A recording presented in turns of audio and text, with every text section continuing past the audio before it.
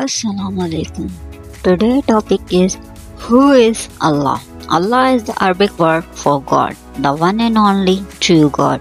In simple terms, Allah is the creator of the universe and everything in it, most loving, merciful and kind, all knowing and all powers.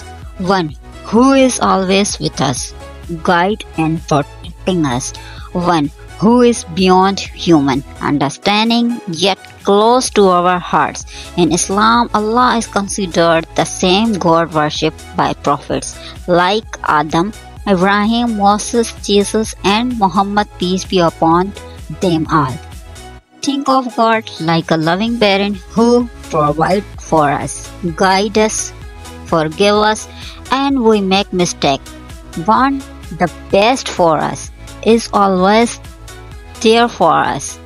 But remember, Allah is beyond human limitations and our understanding of Allah's greatness of limit, yet we can feel Allah's presence and love in our lives.